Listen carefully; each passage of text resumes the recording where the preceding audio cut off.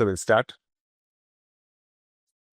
Once upon a time, long, long ago, I too had calls. So these are stories from my IIM interviews a long, long time ago. But in call interviews, more or less, there is something entertaining in all of them. So when I got a call, I got calls from A, C, L, and K. I was a fresher, a mechanical engineer, and I didn't have. I had work ex of part-time teaching, so I was teaching when my it was a second CAT attempt, and I had started teaching by then. Right? So that's the background. Nothing spectacular in the background, and in terms of mock preparation, everything. So I was now I was born and raised in Visakhapatnam. So back in the day in Vizag, we didn't have too many call getters. So all of us were sent to Hyderabad, to the headquarters of the test prep firm where we were preparing. And there I attended GDPI sessions and a couple of mock interviews. And they said, "Hey, you're absolutely fine. Go for it. Nothing much in terms of feedback." And I went into the interview, and my first interview. So what I had decided was that I choose the venues as all the places where there are IIMs. So I chose my venue wherever possible. So IIM Calcutta was one of the venues. IIM Bangalore was also one of the venues, and one interview was in Chennai. That was the IIM Lucknow interview, right? Because going to Lucknow was a bit far. So I went in, and my first interview was IIM Ahmedabad, and I was waiting in the waiting area. The interview was IIM Ahmedabad, but it was happening on the IIMB campus. I was sitting in the waiting area outside and waiting along with the other candidates, and interviews were going on. One candidate comes out of the interview, and what people usually do outside after the interview, they come out and they start talking to the rest of the people and say, "Hey, this happened, ye pucha, wo pucha," and all of that. And then after maybe a minute or two, from that same room where this guy came out of, a prof comes out, and he just yells saying that, "What the hell do you think you're looking at, sitting, standing and doing here after your interview? Just get lost from here." And, all of us were a bit scared. That guy left, and I was the next person to go into the interview, right, into the session. But I'm usually very positive and cheerful and everything. And I go into the interview and I sit. There were two people on the panel, and I sat, and the first question, this guy was looking at me. This guy, the same guy who came out and shouted, he was looking at me, and he's like, "New shirt?" I said, "Yes, sir. It's a new shirt." Yeah, I said, "New tie also?" I said, "Yes, sir. The tie is new as well." "New shoes?" I said, "Yes, sir. The shoes are also new." Hmm. "Yeah, looks like somebody will buy everything new for the interview and you come in." Then I was like, "Yes, sir." I just smiled. Then he said, "Did you tie the knot yourself, this tie?" So I was trying to make, communication, some sort of a connection, establishing that. So I was like, "Sir, actually, I didn't tie the knot myself. My brother, he was in the Sainik school, so he knows how to tie a really good double knot. So he had tied the knot and given it to me, and I just came here and I fastened the knot." He was like, "Yeah, yeah, you don't look like a person who can tie a good knot." I was like, "Okay, what would one say to that, right?" And the next question was like, as I said, I was teaching part time. So, you teach yes, students part time. Do your students pass? I said, "Sir, as I wrote, I teach GRE students. There is no pass or fail in GRE. So, yeah, they do. Students get decent scores." He's like, "Okay, you like maths?" No, I can't say I don't like maths. Maths was not necessarily my strongest suit back then. So I said, "Yeah, sir, but yeah, I do." He's like, "Okay, let me give you a few questions. Let's get started." Right. So, no, the event didn't miss anything. I was just starting the stories of my own interviews. And this was my INA interview. Right? So he said, "Yeah, let's do a few questions. Two boys and three girls, how many ways can you arrange them?" Like, "Yeah, two boys and three girls, how many ways can you arrange them?" I did that. Then another simple question, two boys and three girls, no two girls can sit next to each other. Yeah, I answered that as well. Then immediately the next question was, N letters in N envelopes, how many ways can you arrange so that no letter goes into the right envelope? Now, back then, I had no idea that this was derangement and what the this thing was. So I thought, okay, maybe I should try by induction. I'll try two letters and two envelopes. And I started writing. So I said, "Can I not try?" And I was on a piece of paper. I was trying that. He was like, "Acha, you're taking numbers and doing do." And I tried and it was not happening. Then I was trying with n is equal to 3. And he's like, Acha, 3, karo, karo, karo. And I was trying and then nothing was happening. And he's like, forget it, leave it. You don't look like you can get the answer right. It's like, okay. And then he's like, okay, let's do some questions. What is the pink city? I said, Jaipur. I said, can you name one city in North India? Like, yeah, Allahabad, Kanpur, Lucknow. It's like, okay, what is Rahul Gandhi to Jawaharlal Nehru? I was like, yeah, great grandson. Like, okay, yeah, fine. And then he looked at my form. He's like, they said, you wrote that here, you sing, come, sing. It's like, okay. Now, I thought, okay, he's an old-fashioned, seem like a senior citizen sort of a person. So I'll sing a classic 70s or early 80s Bollywood song. So I sang this song from Abhiman called Tere Mere Milan Ki Ye Rehna. So I just start with obviously not the whole song, but whatever this thing, and he listens to me and like, hmm, what all of these silly boy girl love songs you're singing?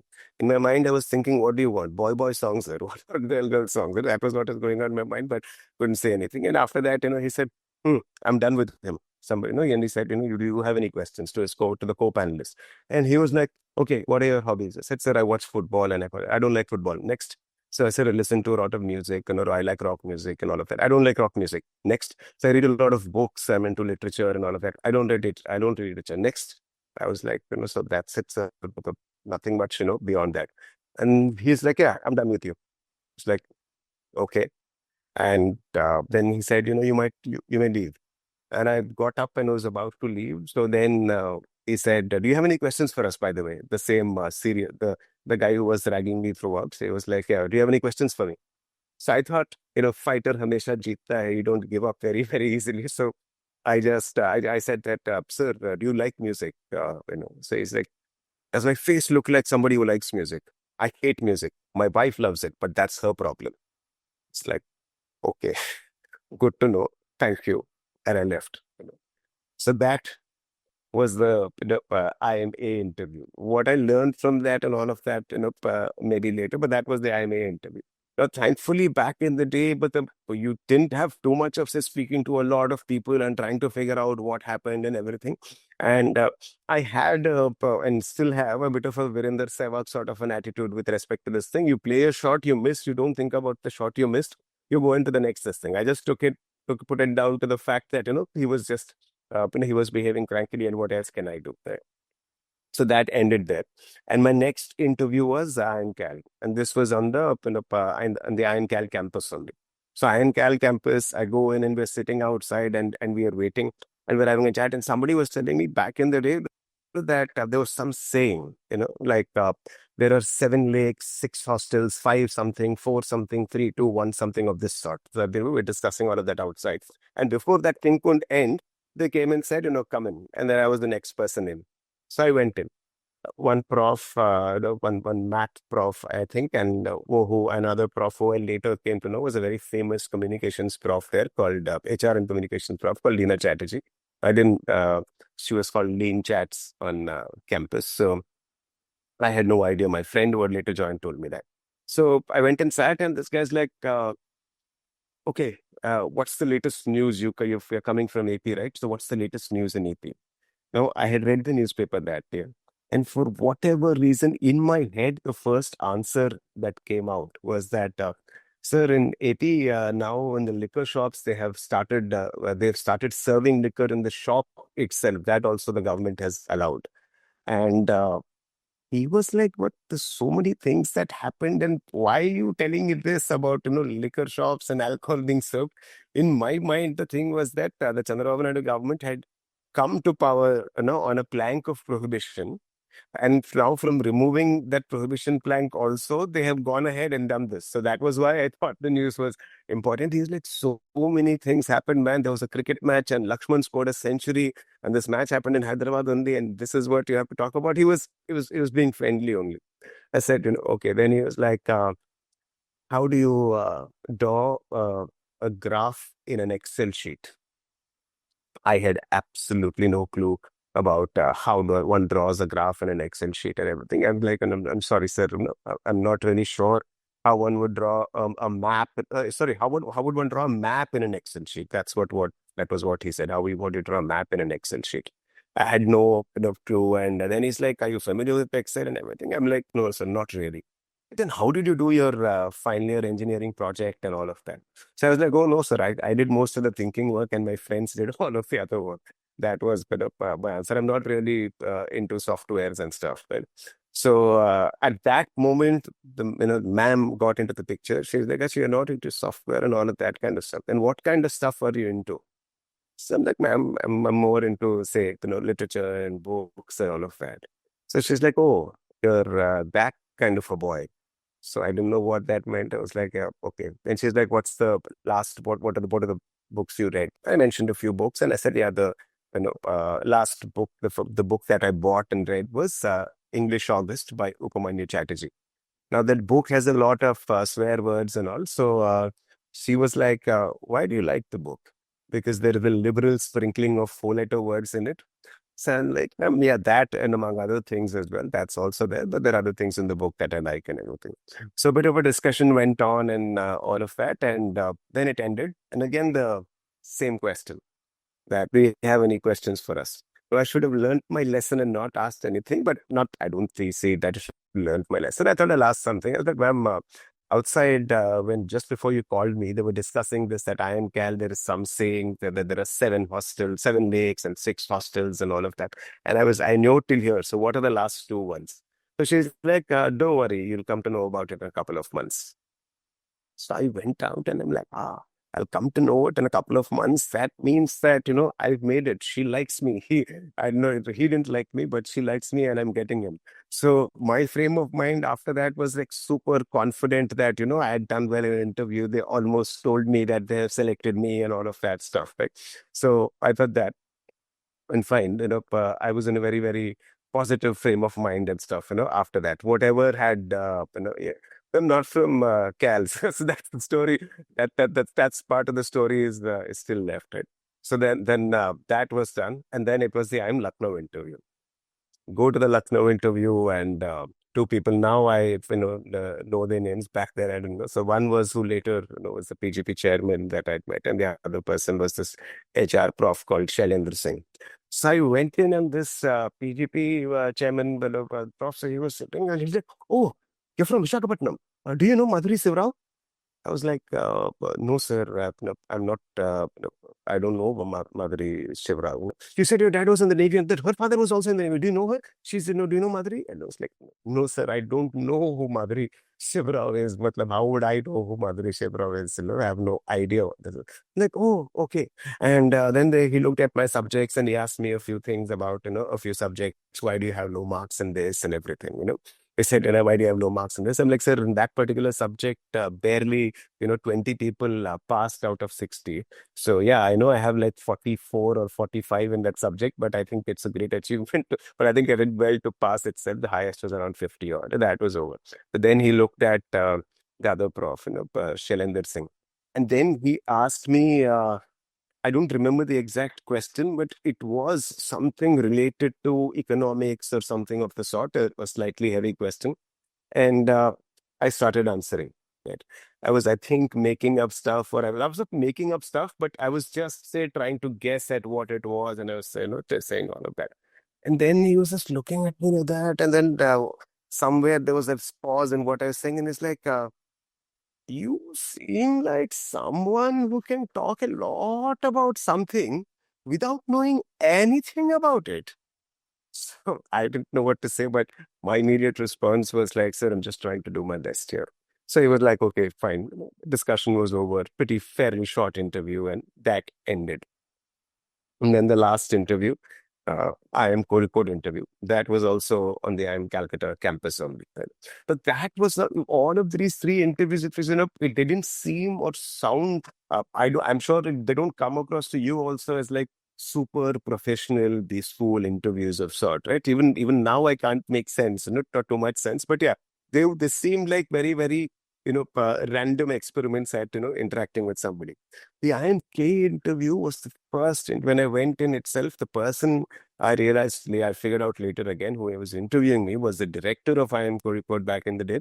And he was a very, very respected scholar called Professor Pulapre Balakrishnan, who's an academic who's known outside the MBA circles as well. He was wearing a suit, super professional. And right from the first, that interaction itself, the way he called me inside and, I made me sit, I felt like, okay, now this seems like the real interview sort of a thing. As soon as I went in, they gave me a sheet of paper with 6 images on it. And they said that, okay, each image is actually a word or a phrase. You have to decode that. It was a lateral thinking sort of a this thing.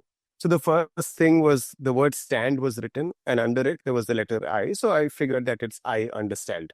So out of 6, I could figure 5. The only thing that I couldn't figure was again something related to software and computers, so to say, which was sandbox. I couldn't figure that. So 5 out of 6, I did. So I was feeling fairly confident. So then he said, okay, so, but I just told them that, yeah, I'm a Keralite, but born and raised in AP. I speak 2, 3 languages and everything. So he's like, okay, name all the districts in Kerala going from south to the north.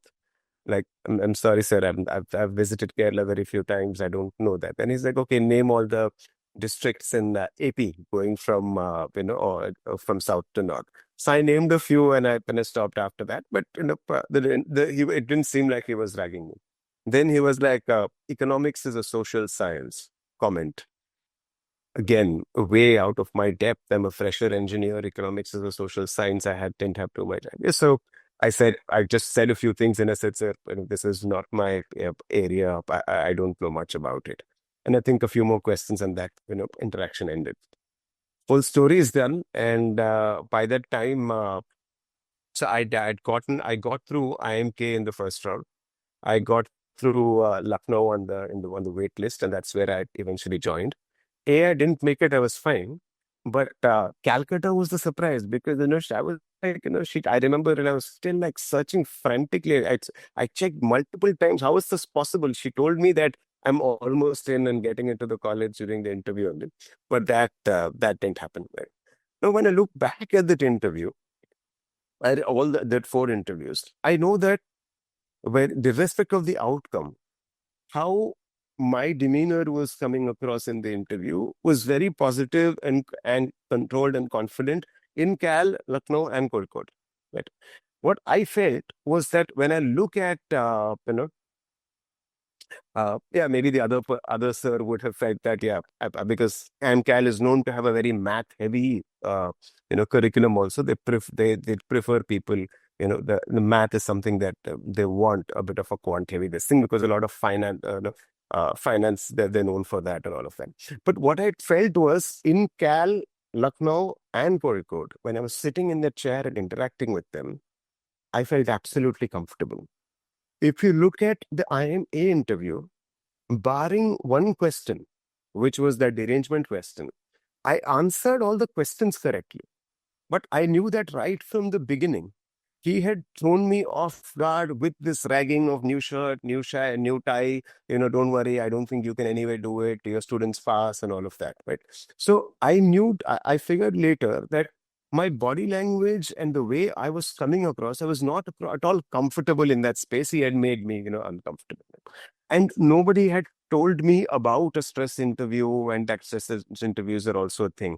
In my mock also, they didn't do a stress interview and stuff. They just, said that, this is how, it is. Right? So I felt, so that was what the whole story was. So when the more, and after that, I spoke to obviously so many of my own students much later, who came and shared their experience and everything. So this session is more or less based on how do you actually approach this and what frame of mind, because you can prepare for everything. That is what you should do, right?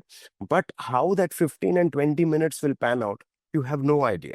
Right? It can be, you can't choose the panel, the kind of people, the kind of mood that they're in also. You have absolutely no control, over all of that. So what you can do is only control your frame of mind, and how do you go about it? And how do you get into the right frame of mind? Right?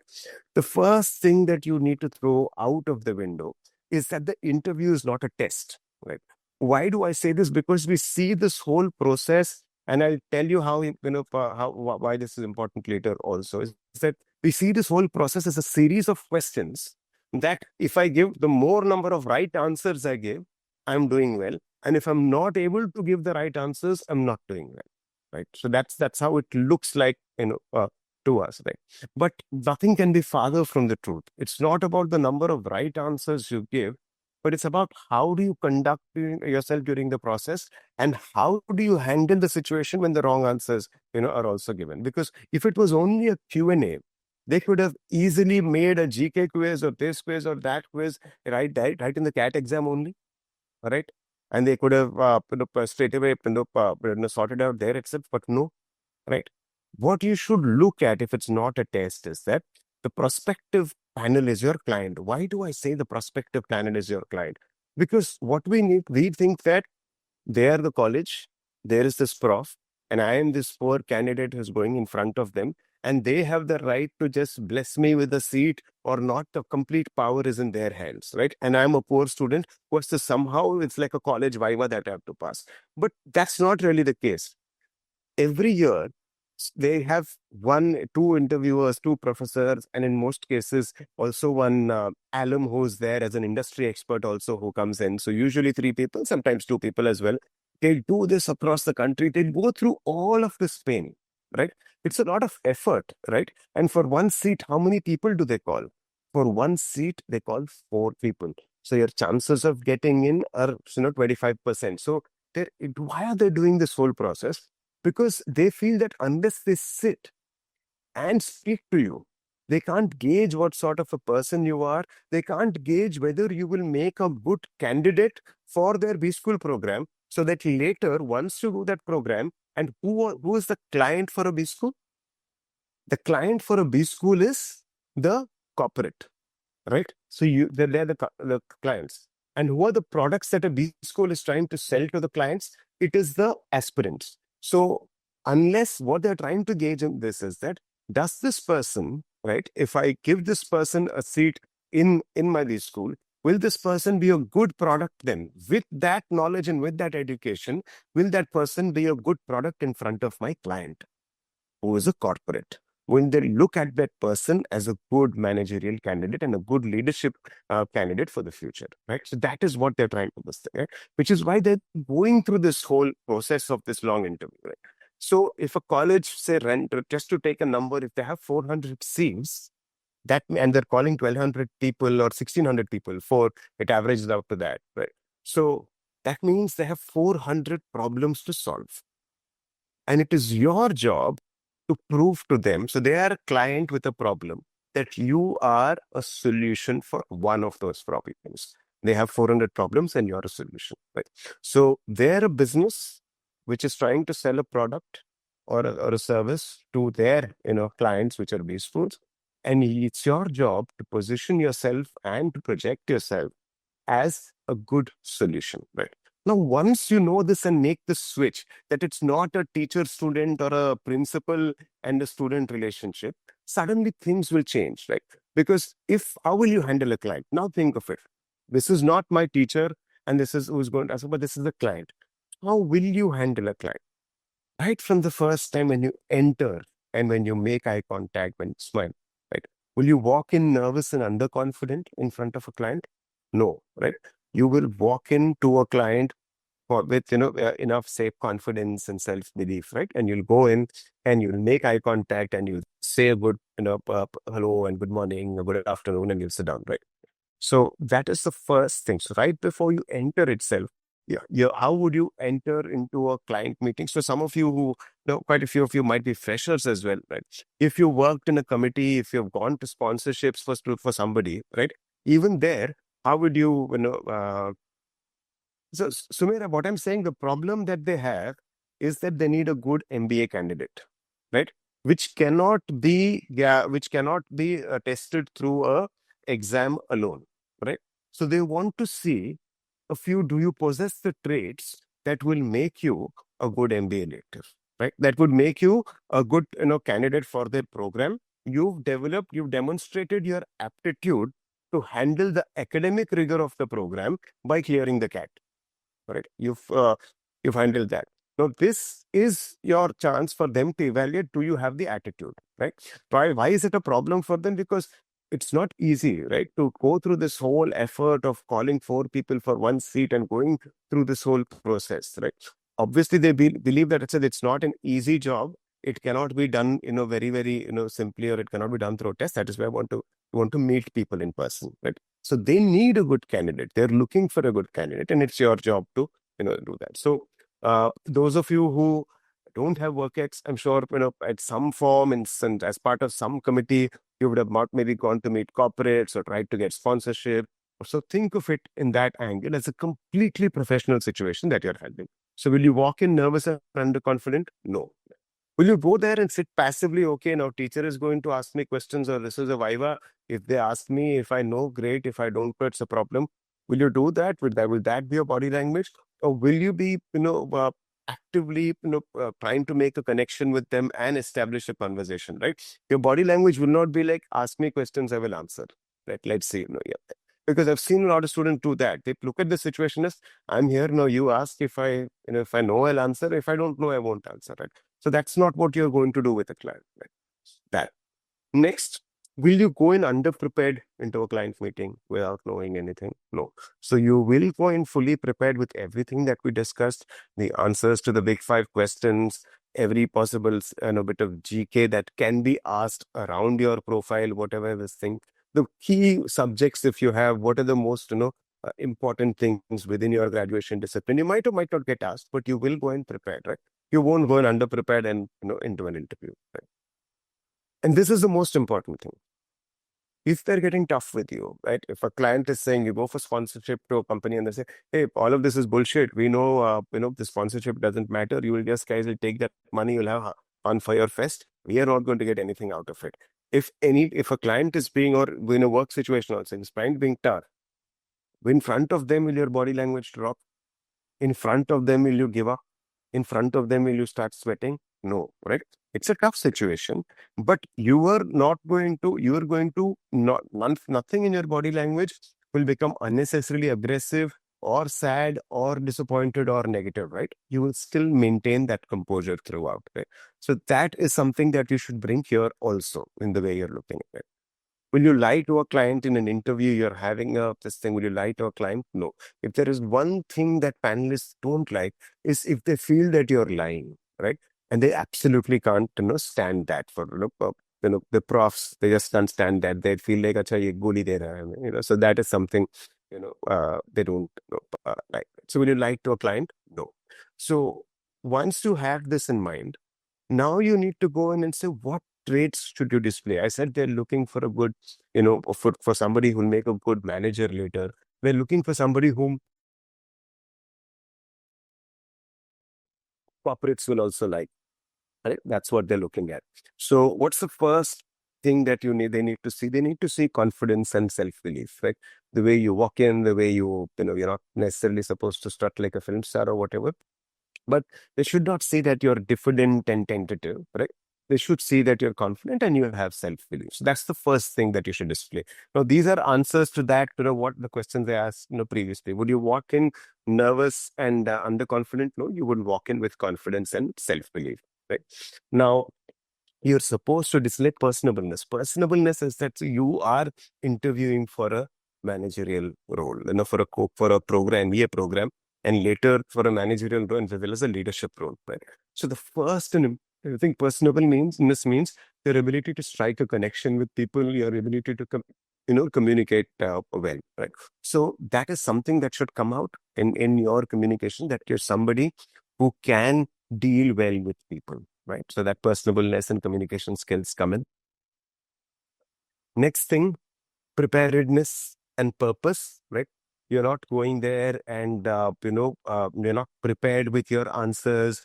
You're just, say, fumbling, or they figure out that, okay, you're just making answers up on the fly. Not necessarily that you can be prepared for everything, but they should see that, actually, you've done your preparation and you're displaying purpose in that interview, right? So that's a very, very important trait that they, look at.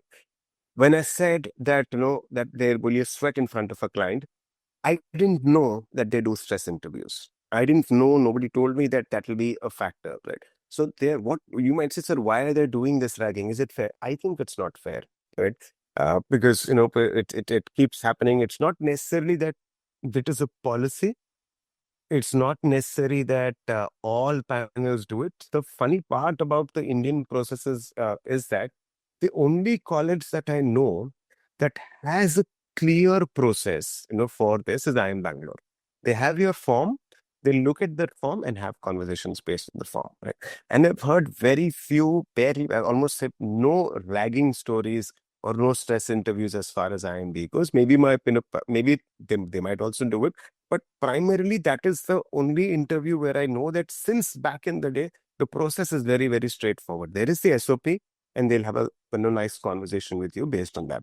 In all the other campuses or in all the interviews, it is not as if all the panelists are going with a clear brief that these are the traits that this is how exactly you should conduct your interview, or that there will be a stress interview. So it is fairly random.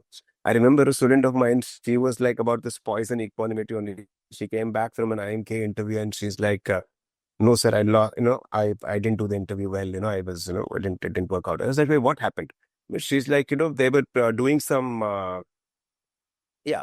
So so why do they do stress interviews? They do stress interviews to see, can you handle pressure? Do you have poise and equanimity, right? Can you handle the heat? So they, some panelists feel that they want to see that will you crack under pressure, or do you have that capability to hold your own and still, conduct yourself well, and not necessarily, not you can't give it back to them, right? But how do you react when somebody, under pressure? That is what they want to test, right? So this girl was like, they were taking a long time or whatever. The interviews got delayed, and finally it was well past my usual lunchtime, and she said, I get super hungry if I'm not eaten anything. And it was quite, I was pretty hungry. She's like, I went in and they were eating in front of me and I didn't like it at all. And then she's like, I'm an electronics engineer. And they started asking everything about boilers and stuff. And she's like, I got pretty pissed that I'm not an electrical engineer or no, or a mechanical engineer to know about boilers. And she's like, I gave it to them. I said, "Pan, I'm not a electronics engineer. How would I know this?" Or electrical engineer saying, how would I know this and stuff, right? So what they're looking at is, some way to test poise and, equanimity, right? So how will that get tested? We'll go to that in a bit later, right? And another thing they want to look at is honesty and prudence, right? Honesty and prudence, as I said, they don't like people lying. Yeah? If you don't, so that is very, very this thing. So because sometimes if they feel that, is this really, true, they might ask you a few questions, and if you're making things up, they wouldn't like it. But what is prudence here? Prudence is honesty when it's, the best policy. Right. So we're doing an interview, and so one of these students, as I was doing this, we're talking to him, and like, okay, in the beginning, he mentioned that is the one of his big hobbies or passions is bodybuilding, and he was part of the inter NIT bodybuilding contest, and he got a prize there and all of that. And then I asked him when we were asking about his areas of improvement, and he was giving some. They say, oh, like, come on, give us a real area of improvement. It's like a real area of real weakness. Says, sir, my real weakness is I'm short tempered. Like, what do you mean you're short tempered? Sir, in my locality and in my area with friends, sometimes if they say something or tease, I get angry and, I might sometimes feel like, beating him up. So I was like, it's like I can't control it. I'm like, okay, bodybuilder with a short temper does not equal MBA. Bodybuilder plus short temper equals a gunda. That is at least where, it looks like. So they might bait you into a few things, but prudence is honesty when it's the best policy, right? I'm not saying you should lie, but you don't need to, if you're better off, say, not being completely honest and say that, sir, I'm a big introvert, sir, I'm completely very, very bad at this. I don't like to meet people. So, that's not something, which should come out, right? So how do you, do this process? So what's the right mindset now that we have the context for it, right? When you go to an interview, there is this Venn diagram for whatever about, right from about your job to about your whatever is the GK or other things around your background, right?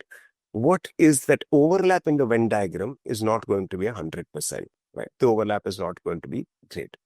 So you need to go into the interview knowing that first it's a test, but it's only a test of potential, the potential whether you'll be a great, managerial candidate. In all of my years of experience of interviewing people, I have only done one, I think, honestly, I can say maybe only one candidate that I met where I had absolutely no feedback to give. And I felt this person was absolutely perfect, right? with the first mock I was doing, right? Absolutely perfect. This is in all these years. All the other students were people who were who had a certain amount of talent and promise and who had potential. They did seem like finished articles. So they also know that they're only testing your potential for an MBA degree. So the first thing is, don't think that there is some perfect candidate somewhere, right? And I am not necessarily the perfect candidate. There are very few perfect candidates today on paper before this thing. So many of my students have seen that just 1 year after a B school, I find like a huge transformation. They had the potential before, but they were very, very raw. And 1 year afterward, when they met me, when they were there for the summer training, and I saw that, okay, this potential or raw material is now like made a huge jump just because of that exposure, right? So know that it's only a test of potential. You will not, there are no perfect candidates out there. Bulk of the candidates are more or less in the same space as you. So the first thing to know, just is that it's not a test. Be prepared to know, not know a few things, quite a few things. Right? That intersection will be very, very small. But how do you handle it? And is it very, very important? So, for example, when I went for the interview for the Kozhikode interview, along with me, or the Cal interview, along with me, my friend was also, my best friend also had a call. Right. So even he was there. So I finished my interview and I was, I thought he'll be there around waiting for me somewhere or whatever, but I wasn't able to find him anywhere, and I was searching, searching, searching. I'm like, this is like really bad manners, why would you just go off, that.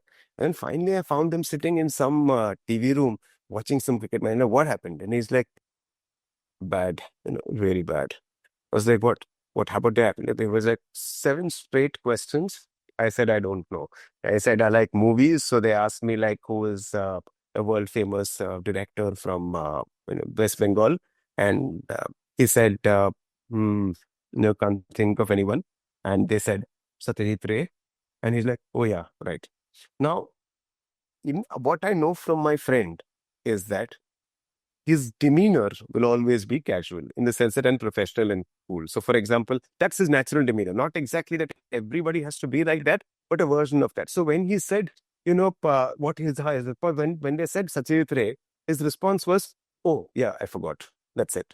So he didn't make it seem like, "Oh shit, oh my god, oh this thing." He just said, "Oh yeah, I forgot about that." Right. So all of these 7 I don't knows, I'm sure that, or I forgot, he delivered it in a way where it was fine. They didn't, think that it was, that he was somebody who was in this thing, who didn't know, much. It's not Scrabbler, sir. It's another friend of mine. Yeah. Yeah. So 2 students, right? Exactly identical situations. I'm going to tell you 2 stories, and one was an Excel interview, another was a Lucknow interview. Both cases, the students had my friend. Yeah, by the way, my friend made it. So he made it to Cal. I didn't make it. So he made it to IIM Cal. Right? That's how I knew the name of the prof later and everything. That the HR prof was Lina Chatterjee and everything. Yeah. So okay, he converted Calcutta and Lucknow. And I'm not sure about Kozhikode. Yeah. So 2 students, one Excel interview and one is a Lucknow interview. And absolute howlers in terms of how can you not know this sort of stuff. This guy, after the Excel interview, he came to the center and he was sitting, and I was doing an interview, and suddenly I could see that he was sitting like this, absolutely this thing. So this first interview got over. I went out. I'm like, yeah, what happened? How did it go? He's like, I made the biggest fool out of myself. It's like, what happened? He said, they asked me, this was quite a few years ago. They asked me who was the United Nations Secretary General. He's like, at that time it was Ban Ki-moon. But he had no idea that it was Ban Ki-moon. His mind was still set on the previous UN Secretary General, right? And the Secretary General back then, he obviously was not able to recollect the name. He was thinking black guy, black guy, black guy, and he said Nelson Mandela. I'm like, how can you do that to Kofi Annan? But firstly, it was Ban Ki-moon. He thought it was, he was seeing Kofi Annan's face in his, in his mind.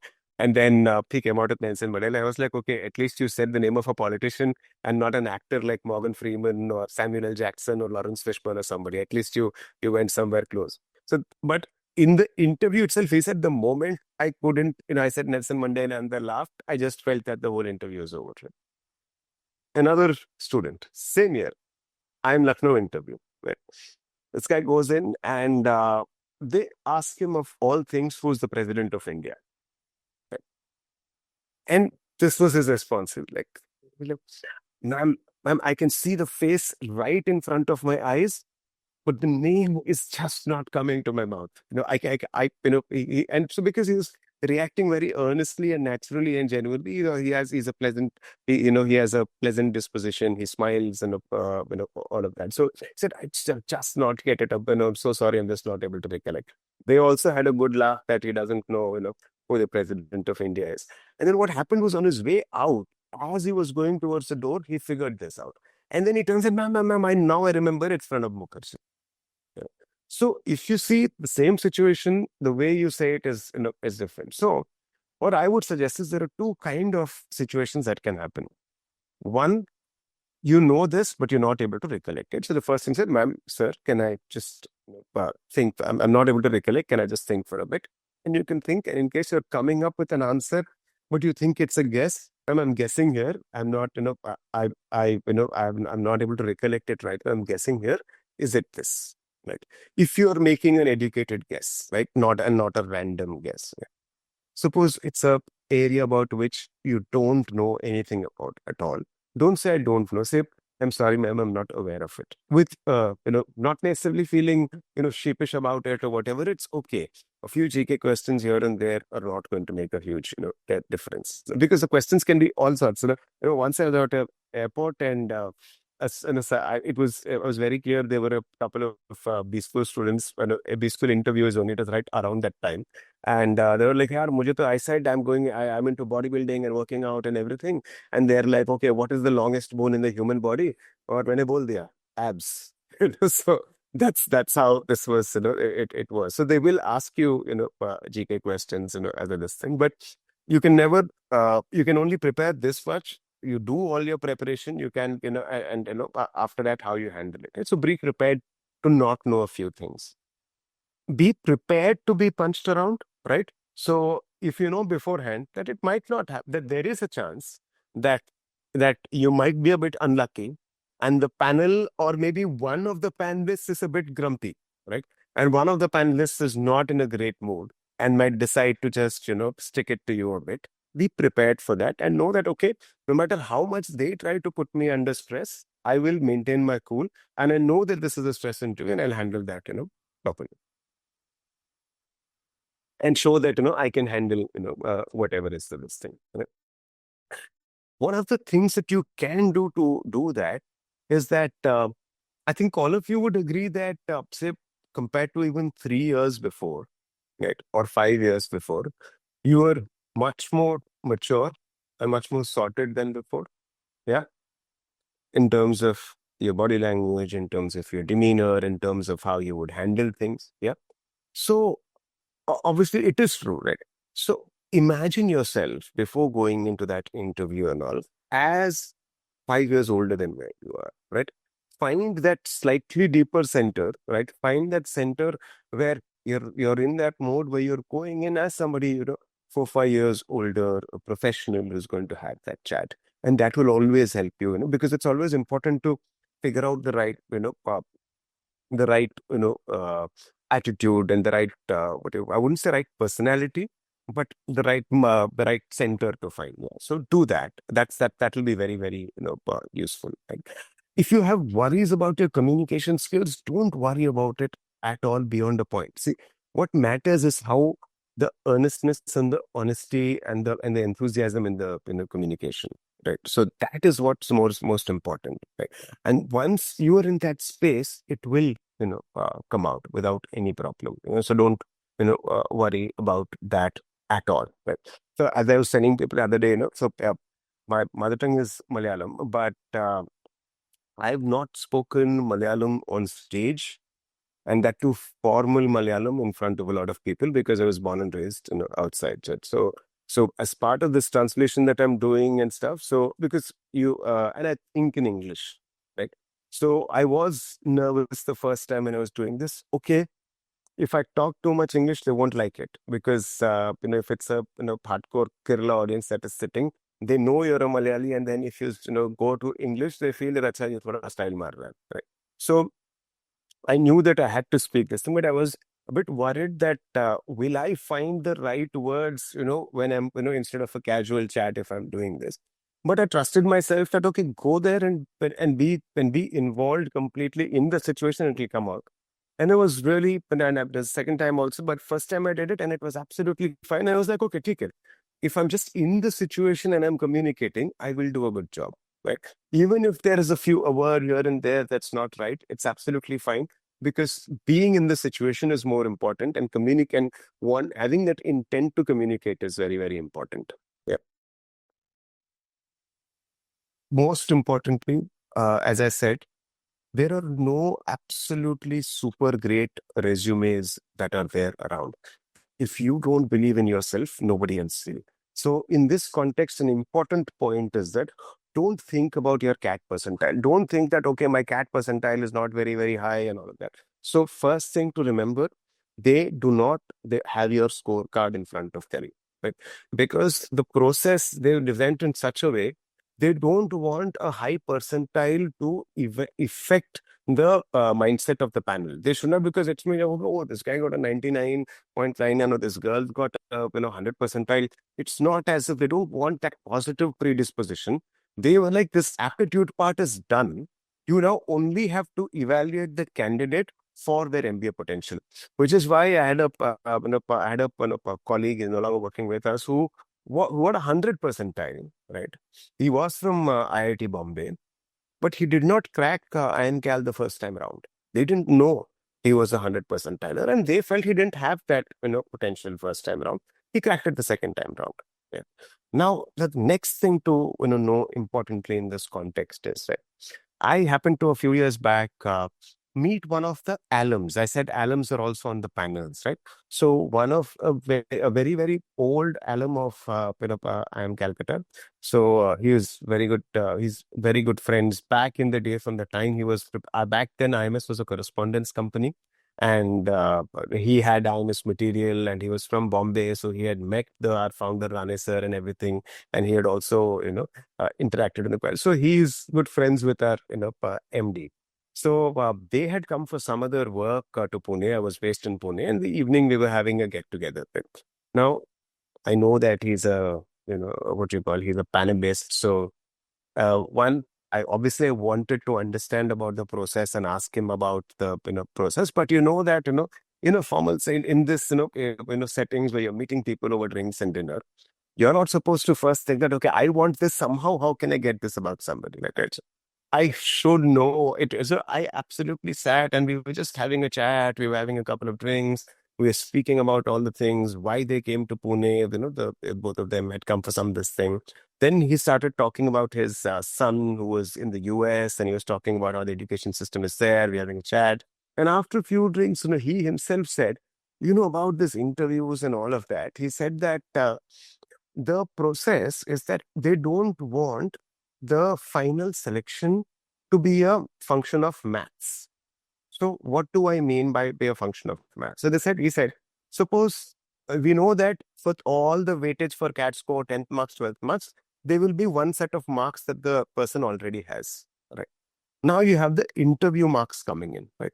So for the interview, suppose on a scale of 50, he said, I give 5 to one person, 10 to other, 15 to another person, 20, 25, 34, 36, like this.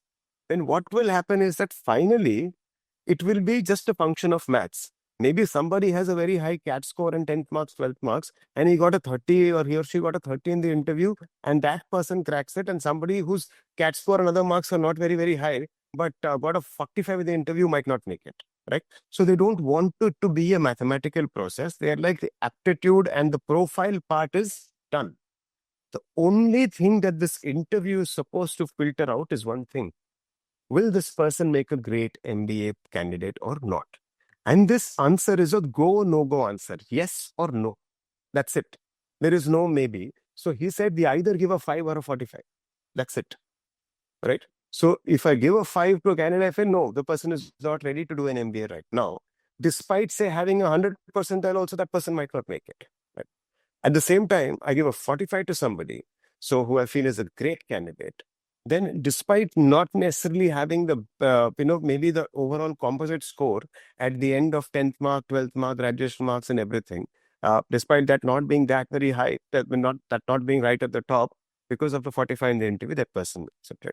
So, I figured that this is not just IIM Calcutta; it is also true of other colleges as well, right? For example, what I told you about my IIM Cal story. So that student, the ma'am would have thought that maybe a decent candidate, maybe they would have finally decided that it's a no, right? Which is why, because the percentile would have been good only, right? Because if I got 4 calls, the ACLNK, the percentile would have good, but somewhere they decided no. So now what happens is, and then after that, and then the wait lists and all of those things, those happen because the people who clear, they end up clearing multiple colleges, and that is why maybe even with a low score you get, or no, even if the interview, that's why the wait list and second round happens. So in that very year, there was a student who was a bit of a painful candidate. He was always fighting with everybody. He had a problem with this and that. Attitude was not great at all, right?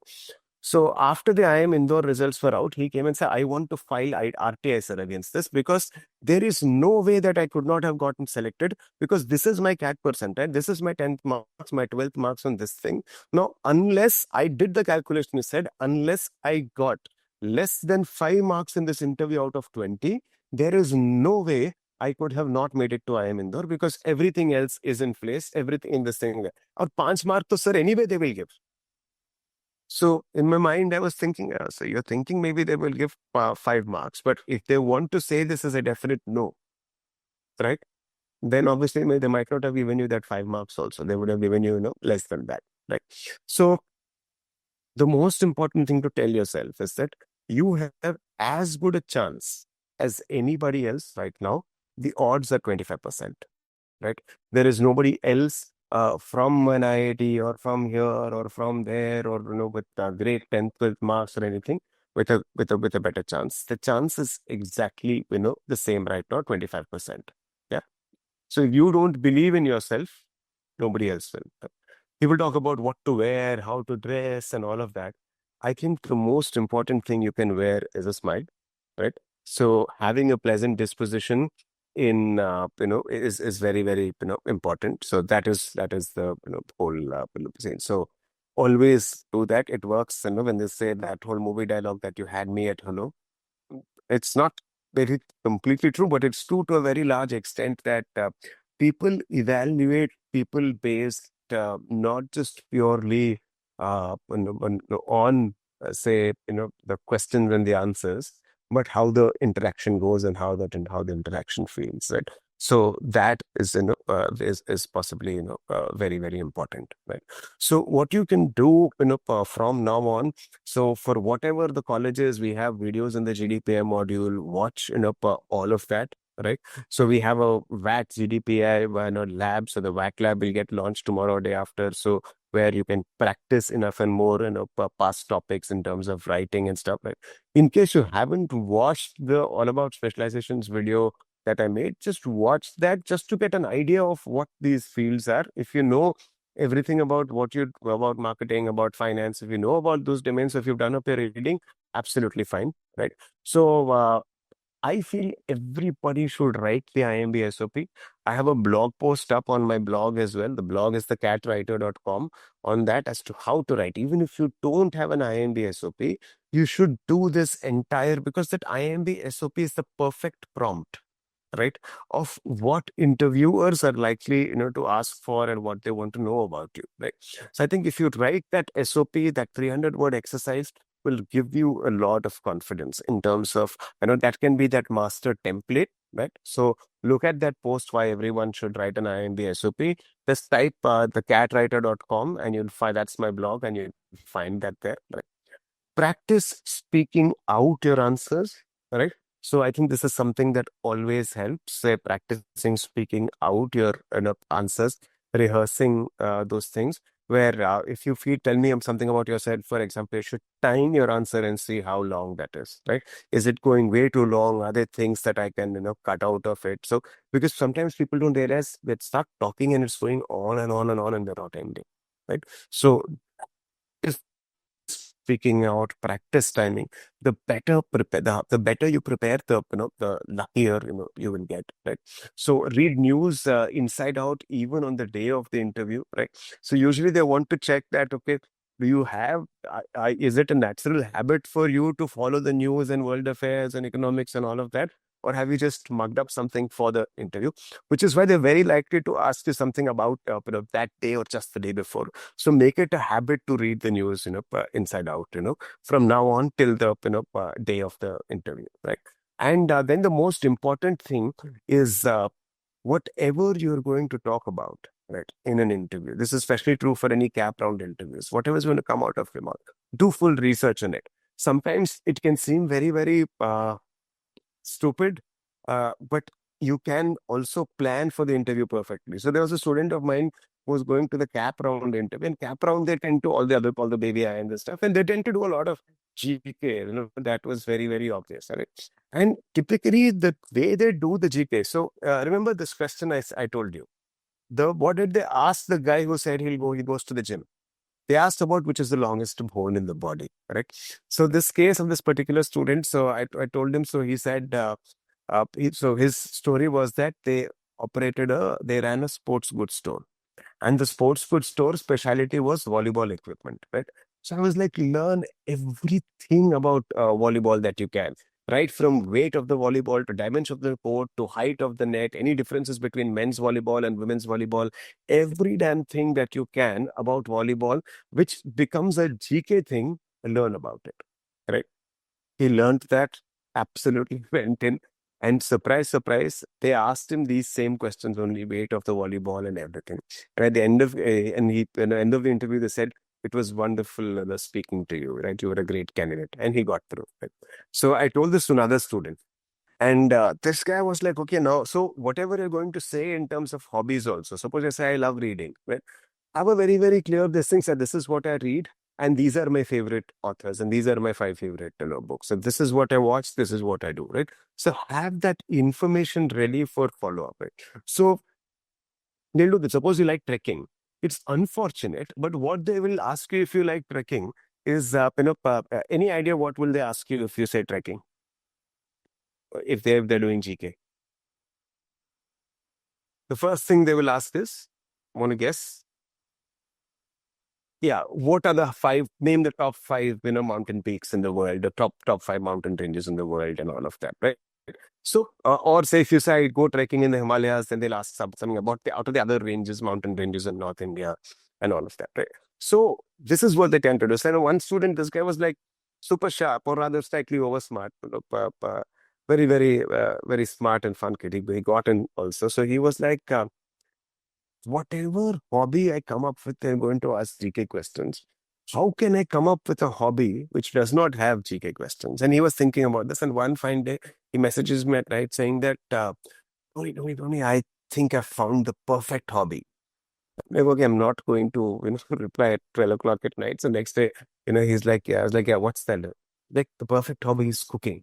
What can they ask me on cooking? So he's like, I've nailed it. I've learned a few names, here and there. Goes to the interview, he says cooking. And he's like, sir, and they said, what do you cook? Sir, I don't cook much, sir. Just for my roommates. Very, very basic stuff. Idli, sambar, very simple food, sir. Rice, dal, that's what I cook. But then they're immediately like, okay, what are the ingredients of garam masala? This fellow is super, over smart. And he's like, sir, I don't know all the names in English, or Hindi. Can I give you the Tamil names that I know? And then he gave the Tamil names. And then they're like, okay, which of these spices heat up the body? Which of these spices, cool the body? It's okay if you don't know that, but at least he prepared, until then. Right? So do that drawing, making yourself the circle, the center and drawing a circle, right? So that all of the things likely, if they want to make it a boring GK based interview, how would they do it? So do that, prep. Right? That will come in very handy. As it said, the harder you prep, the luckier you will get. That there is absolutely no doubt about that particular this thing, right? So GD will be specific for that interview. Most colleges right now don't have that. They what they have is a VAT. They will mention if there is a GD, understand, right? Yeah. So as I said, do your preparation, right? Do all of this, but go in knowing that yeah, probably 50% of the things I might not know, right? That's the natural situation, right? So I might say this thing, and then they might ask me something. Their knowledge about the topic might not be the same. So once you go in with that mindset that it is your attitude and your preparedness that will come through also, right? And how you handle yourself, that's most important. You'll do a good job. I think that's what you need to look at. Yeah. So in your mind, you're not this thing. So why that client and this thing, client and not a teacher school, not a teacher, this thing, student relationship is important. Divyansh, I'll say that. Right? So it's because the moment you do a teacher and student relationship, or authority of power and not like a this thing, you were you somehow will drop whatever, you'll give up whatever power you have in that interview, or you'll give up whatever power you're supposed to hold or maintain. So for example, I was interviewing this guy who had 10 years of work experience for the 1 year program at IMA, the PGPX program. And I just said, Kecha, what if we don't select you?